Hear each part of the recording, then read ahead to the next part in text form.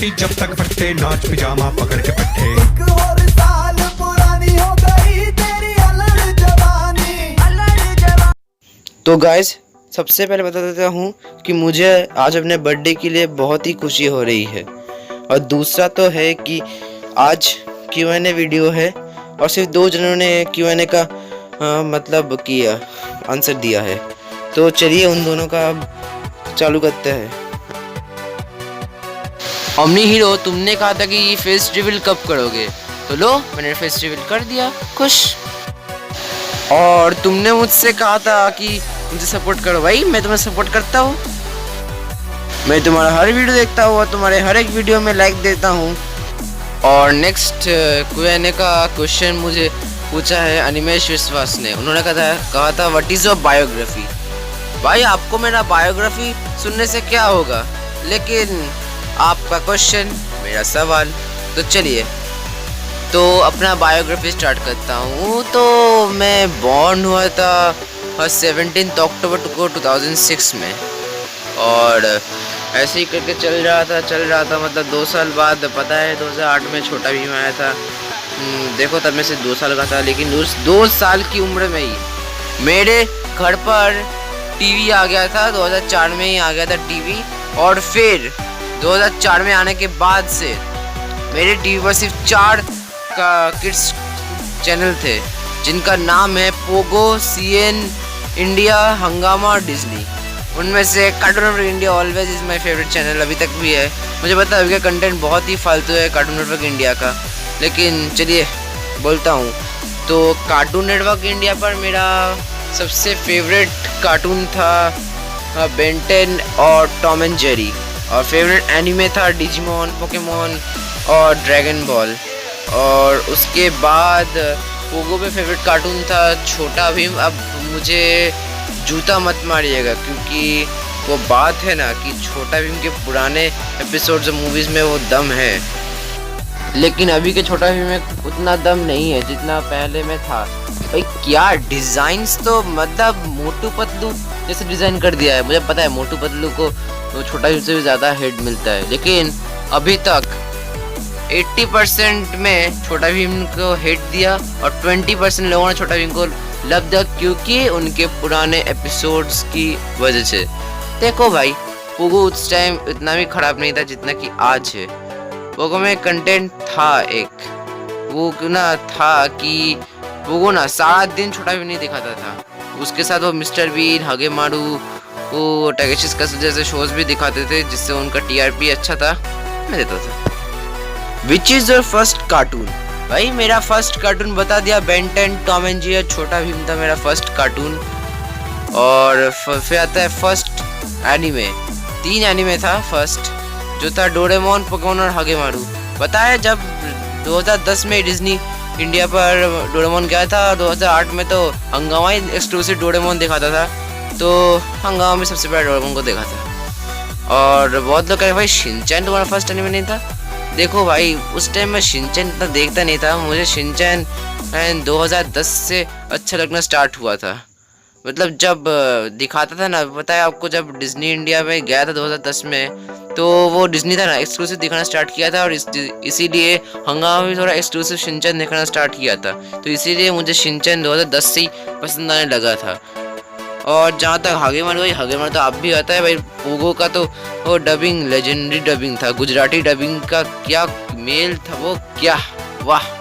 और पोकेमोन, भाई बहुत लोग कहेंगे तुम्हारा फेवरेट पोकेमोन डब कैसा है, ये कौन सा है, डिज्नी इंडिया और टर्नर इंडिया। भाई मुझे नचिकेत सर तो अच्छे लगते हैं, लेकिन प्रसाद बाड़वे सर एपिक है।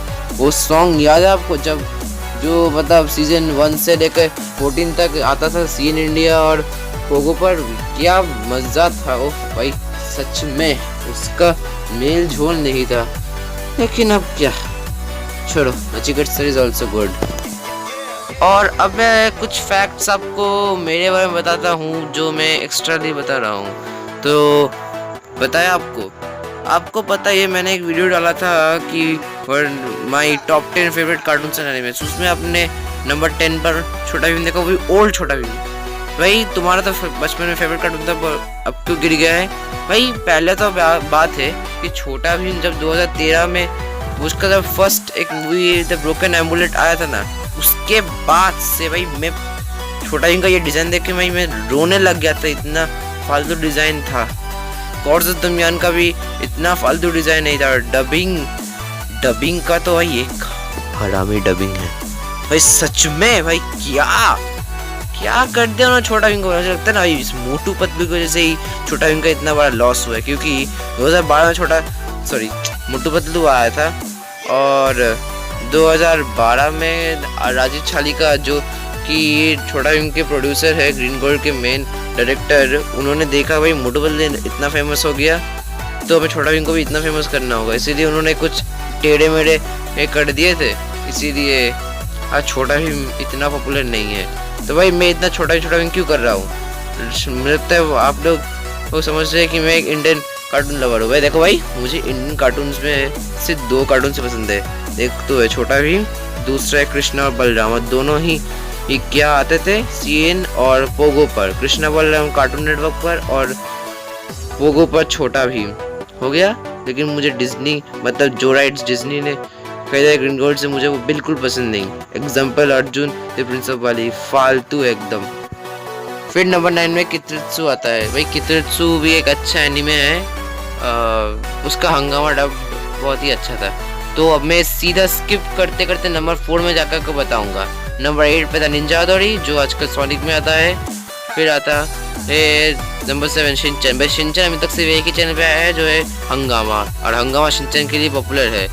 फिर आता है 6 पे मिस्टर बीन भी अच्छा है, पोगो पे आता था, अब भी आता है पोगो पर रात के 10 बजे। और फिर आता है नंबर 5 पे डोरेमोन तो भाई डिज्नी पर एक्सक्लूसिव आता है अभी, और हंगामा पे अब उनकी मूवीज आ रही है। और फिर आता है नंबर 4 पोकेमोन। तो पोकेमोन में स्टार्टिंग में बताता हूँ कि भाई मेरा फेवरेट पोकेमोन से mega Charizard X, Ash Greninja, mega Sceptile, Infernape, Arceus, Lugia, mega Rayquaza और डियालगा। और फेवरेट पोकेमोन मूवीज है Arceus and the jewel of life, Pokemon the first movie Mewtwo strikes back, Pokemon the 2000 the power of us. फिर आता है जिराची का movie, फिर destiny Deoxys, उसके बाद ranger the temple of the sea, फिर Darkrai वाला मतलब द राइज ऑफ डार्कराई, और उसके बाद आता है भाई Hooper and the clash of witches. फिर आता है जेनेसिक वाली मूवी। और मेरे फेवरेट ऐश के पोकेमोन से चारिजार्ड, ग्रेनिंजा, पिकाचू, सेप्टाइल और इन्फरनेप। और नंबर 3 पे आता है ऑर्गेन द कॉकरोचेस। भाई ऑर्गेन द कॉकरोचेस का कौन सा डब आपको पसंद है बताइए। मुझे तो निक वाला भी पसंद है और सीएन वाला भी पसंद है, लेकिन भाई एक बात बताओ, संजय के लिए ना धमाल मचा दिया है सीएन इंडिया पे, इसलिए तो आज सारा दिन ऑर्गेन द कॉकरोचेस सीएन पर सबसे ज्यादा चलता है, सिर्फ उसकी हिंदी डबिंग की वजह से। वो एक लौता कार्टून है जो हमेशा ही टॉप 10 की लिस्ट में आता है, और मैक्स मीडिया के मुताबिक जो पोकेमोन इंडिया देता है हर वक्त कार्टून नेटवर्क का प्रॉफिट सिर्फ ऑर्गेन द कॉकरोचेस से होता है। लेकिन भाई क्या कार्टून नेटवर्क, क्या तुम बेंटन से प्रॉफिट नहीं ला सकते?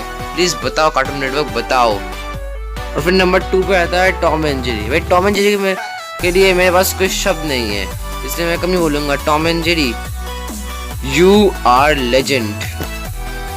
नंबर 1 पे जाने से पहले मैं आपको कुछ और चीज़ बता देता हूँ कि which is my most favourite YouTuber. My most favourite YouTuber is Super Sparky.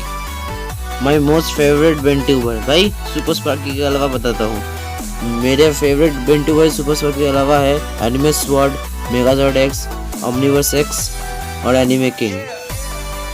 Favourite Poketuber है टून क्लैश।